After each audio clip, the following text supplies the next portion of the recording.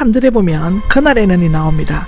제자들이 예수님 때문에 세상에서 미움과 배척과 모욕과 내쫓김을 당하게 될 때 이제와 그날, 즉 현재와 미래가 대립되고 있습니다. 믿는 자에게는 모든 날이 주의 날이요 매 순간이 거룩하고 하다고 기록합니다. 기뻐하고 뛰논다는 말은 이곳과 1장 41절 44절에만 있습니다. 깡충깡충 뛰어다닌다는 의미가 있는데 마태복음 5장 12절에는 기뻐하고 즐거워하라로 되어 있습니다. 여기에서는 더욱 적극적이고 격렬한 태도를 나타내고 있습니다.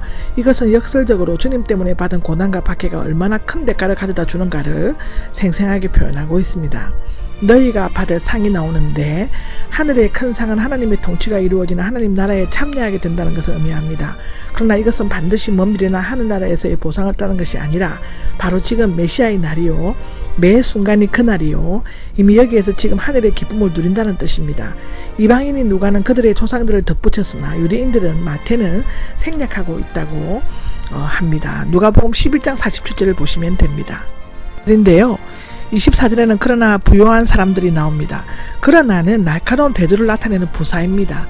앞에서 말한 네 종류의 복 있는 사람들을 상징하는데 종류의 화 있을 사람들을 보여주고 있습니다.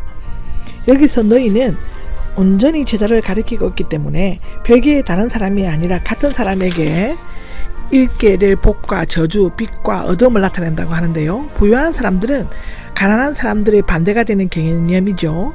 문자적으로 부자를 의미하는 것이 아니라 복음 사역을 방해하고 가난한 자들을 학대하는 자들을 의미하고 있습니다. 실제로 부유한 바리새인과 서기관들, 부자들은 그리스도를 가장 많이 반대하였고 후에는 초대교회 제자들을 가장 심하게 핍박하였습니다. 가난한 자들 편에서 부자들을 공경하는 것은 누가의 특징이죠. 그래서 누가복음은 가난한 자의 복음이라고도 합니다. 누가만이 부자의 비유, 부자와 나사로의 비유를 소개하고 있습니다. 화가 있다는 예수님께서 이런 말을 하신 것은 비난하시는 의미로서가 아니라 슬픔에 차사하신 것이라고 기록되어져 있습니다. 이미 위로를 받았기 때문이라는 여기에서 받았다는 가지다, 사이가 틀어지다, 충분히 보상을 받다, 완전히 수령하다의 뜻이라고 하는데 즉 너희는 이미 가질 만큼 다 가졌으니 더 이상 가질 것이 없다는 뜻이라고 합니다. 부유한 자들의 미래의 영원한 축복 대신 현재의 육신적 물질적 만족으로 스스로 택하였으므로 앞으로 더 이상 받을 것이 없다란 말입니다. 그들은 앞으로 하나님 나라에 충분히 보상받게 될 복을 받은 자들과 잘 대조되고 있습니다. 그들은 하늘에서 얻을 보화가 없으므로 자신들이 믿던 재산들로부터 얻을 수 있는 위로는 참으로 보잘것없는 것들이었다고 기록되어져 있습니다. 25절입니다. 25절에는 지금 배부른 사람들이 나오는데 하나님의 도우심이나 영적인 굶주림을 느끼지 못하고 현실적인 물질에 만족하거나 쾌락을 즐기는 자들인데 예를 들며 나사로가 구걸하던 부자, 곡식을 쌓아놓고 어리석은 부자 등을 말합니다. 하나님의 심판대 앞에서 의에 굶주린 자들은 배부름을 얻게 되지만 이 세상에서 물질이나 명예 등을 배부르고 만족했던 자들은 자신의 극심한 가난함을 깨달음으로써 배고픔을 느끼게 될 것이라고 합니다. 지금 웃는 사람들 앞에 배부른 사람들과 마찬가지로 지금 21절을 언급하는 것은 미래의 상태와 예리하게 구분하기 위함인데요. 문자 그대로 웃는 것이 아니라 세상에 속한 것들을 즐기면서 웃는 것을 의미합니다. 웃음은 건강한 삶을 유지하는 데 필수적이고 치유의 축복 가운데 하나가 될 뿐 아니라 특히 실패하거나 책망을 받을 때 절실히 요구되는 덕목이기도 합니다.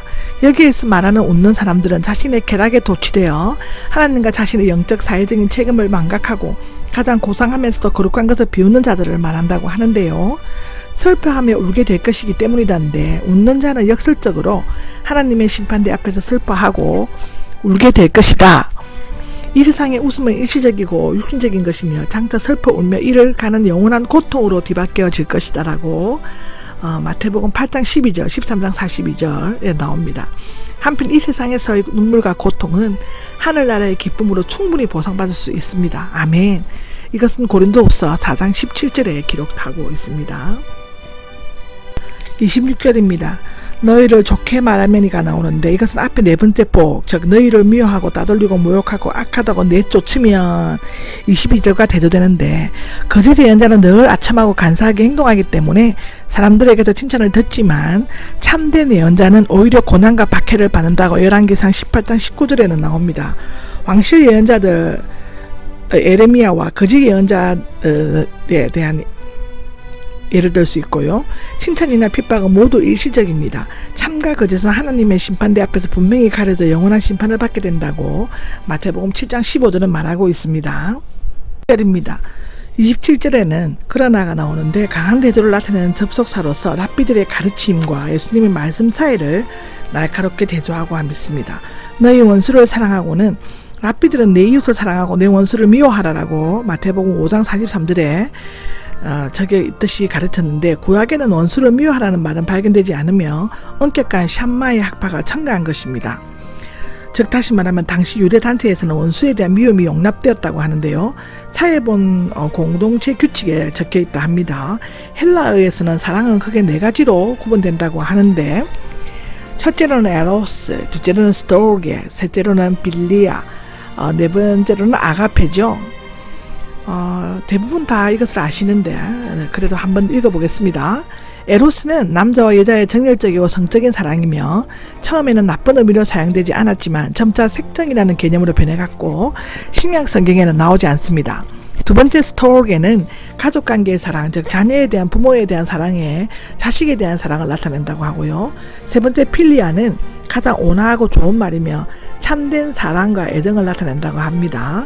네 번째 아가페는 다른 사람에 대해서는 행하려고 하는 능동적인 감정, 억제할 수 없는 자비심과 추동을 불허하는 선의를 나타낸다고 하는데, 우리가 어떤 사람을 아가페로 사랑한다면 그가 우리에게 무슨 행동을 하든 우리를 모욕하고 상해를 입히고 슬프게 할지라도 미워하지 않고 오히려 그 사람에게 자비심과 선의로 대하고 그 사람을 위하는 가장 좋은 일을 하려고 한다는 것입니다.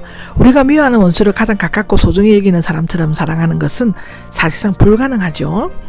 원수를 사랑하는 것은 마음이 아닌 의지의 문제입니다. 하나님께서 은총을 베풀어 주실 때는 실천이 가능하다고 합니다. 아멘. 18절입니다. 저주하는 사람들, 학대하는 사람들인데, 저주하는은 재앙을 내리기를 빌다, 불운을 빌다, 초자연적인 힘으로 남에게 해가 끼치기를 빌다인데, 학대하는은 괴롭히다, 애먹이다, 모욕하다의 뜻입니다. 그리스도인들이 자신을 핍박하는 자들로부터 어떤 고통과 박해를 받았는가를 생생하게 나타내어 보여주고 있죠. 그러나 그들은 축복하는 자를 원수보다 더 강한 자이며 그들을 위해 기도하는 것은 그 원수와 싸우는 것보다 더 위대한 일이라고 합니다.